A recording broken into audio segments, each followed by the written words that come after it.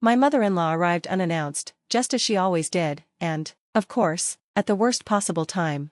I had been in the middle of proving my point to Kyle about buying a new washer-dryer combo. We were comparing models, discussing features, when the doorbell rang. Sighing, I went to answer it. The moment I opened the door, Agnes swept past me, heading straight for her son, who was sitting in the kitchen, scrolling through appliance ads on his laptop.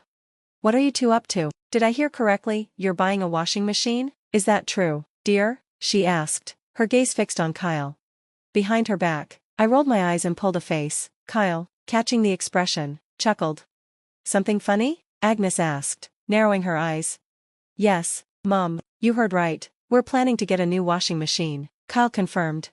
"For what?" she asked, genuinely baffled. She dragged a chair closer, peering over his shoulder. Then, clutching her chest dramatically, she let out a gasp. "How much are they charging for these things? Have you lost your minds?" She waved her hands in exasperation. I shrugged. "It's a necessary purchase." And it was. Our old machine was on its last legs, constantly flashing error messages for no reason. It barely handled small loads, let alone the mountain of laundry our household produced. With twins in the house, the dirty clothes piled up fast. On top of that, Kyle, who worked at an auto repair shop, often brought home grimy work uniforms. The machine simply couldn't keep up anymore. I opened my mouth to explain all this, but Agnes cut me off. "Kyle, why are you letting her push you into this? She should just wash by hand. People these days rely too much on machines, no wonder they've grown lazy. What's next? A nanny for the kids so she can run off with her friends? Maybe a cook, too? Heaven forbid she actually stands at the stove," she scoffed. This conversation was going nowhere fast. Agnes wasn't listening, she was just determined to be right. "In my day, we washed clothes in the river, and no one complained," she declared. "You must have money to burn if you're willing to waste it on nonsense like this. Well, don't expect a single penny from me." "Mom, we weren't asking for your money," Kyle said, his patience thinning. "We can afford this. I have a job. Christy does freelance work from home, and soon she'll be working full-time. We also have savings. I don't see why you're making such a big deal out of this." "Oh, I know exactly what's going to happen," Agnes shot back. "You'll waste your money now, and later, when you're broke, you'll come running to me for help. Well, forget it. I won't lend you a dime." "We're not asking you," I said, struggling to keep my temper in check. Needing a moment to cool off, I stepped onto the balcony and took a deep breath of fresh air. "Unbelievable," I muttered under my breath. I'd always known Agnes could be difficult, but this was the worst outburst yet. The irony was, we had never asked her for money, not as a loan, not even as a gift. From the start, Kyle and I had agreed that if we were going to build a life together, we would handle our finances on our own. Even when we decided to have children, we planned everything carefully, knowing I'd be on maternity leave for a while. We tracked every dollar, balancing our income and expenses with precision. Not once had we gone over budget. The only surprise we hadn't accounted for was when the ultrasound revealed not one baby, but two.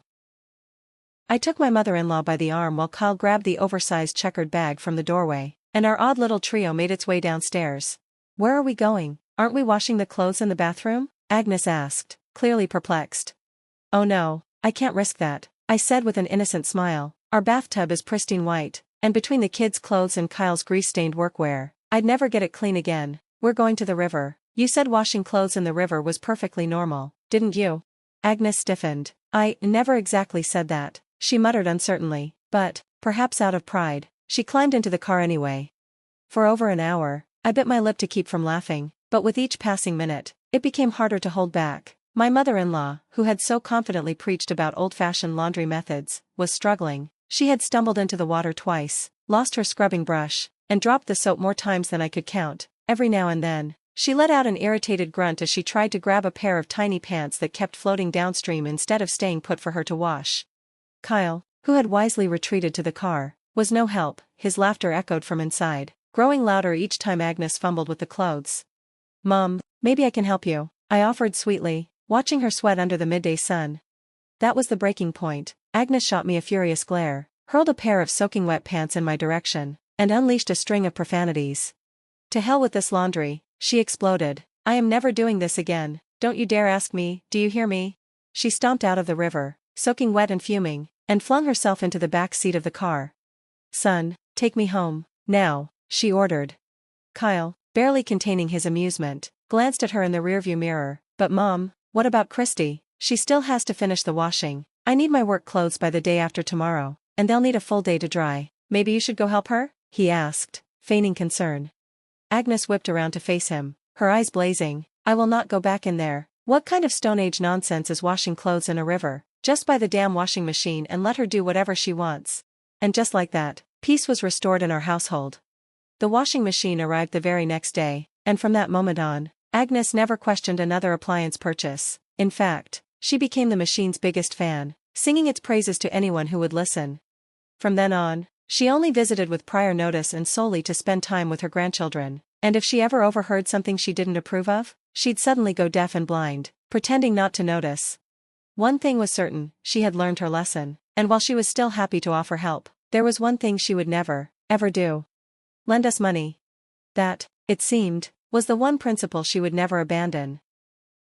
I truly couldn't understand what had gotten into my mother-in-law. Sure, she had her quirks, like the time she shaved the twins' heads on their first birthday without telling us, ignoring the fact that one of them was a girl, or when she marched into church and insisted the priest give them proper church names because, in her day, children were named according to their birth dates, and that was apparently the superior way.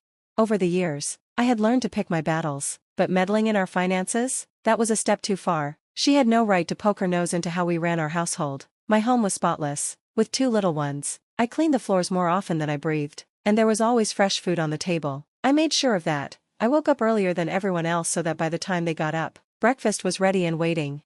But my patience wasn't infinite. If Agnes wanted a fight, she was going to get one, and I would make sure she learned to mind her own business, especially when it came to our money. I returned to the kitchen, expecting a showdown, but my mother-in-law was gone. "Where's Mom?" I asked, glancing at Kyle. "I sent her home. She was probably upset that I stood up for you. She stormed out like a bat out of hell," he said with a shrug. What was that even about? I wondered aloud.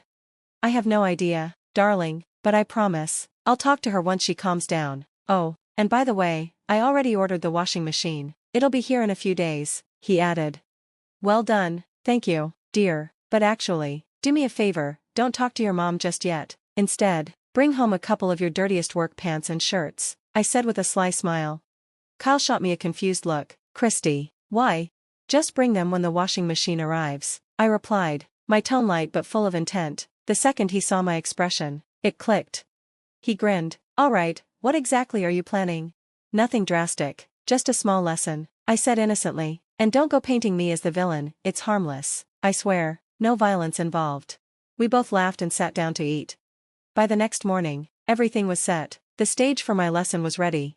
Right on cue, Agnes showed up at our door. As she stepped inside, she nearly tripped over a large checkered bag sitting in the entryway. Christy, can't you put your junk somewhere else? She grumbled, stepping over it with a huff. Then, as if she hadn't barged in uninvited, she looked around and asked, well, did you buy it? Buy what? Kyle played along. Your gold-plated washing machine, she scoffed.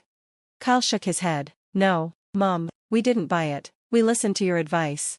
A satisfied smirk spread across her face. Well, good for you, at least you're not wasting money on nonsense, she said with a nod of approval. That was my cue.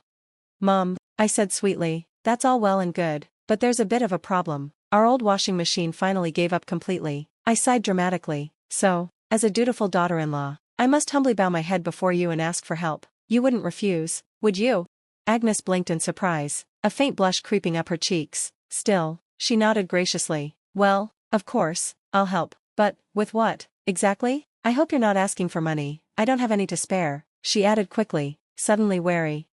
I gasped, feigning shock. Oh, heavens no, I wouldn't dream of it. It's just, well, I'm embarrassed to admit this, but I never properly learned to wash clothes by hand. I clasped my hands together and smiled. So, I was hoping you could teach me. And before she could object, I grabbed the checkered bag and dumped its contents at her feet, Kyle's grease-stained work clothes. The color drained from her face. Let the lesson begin.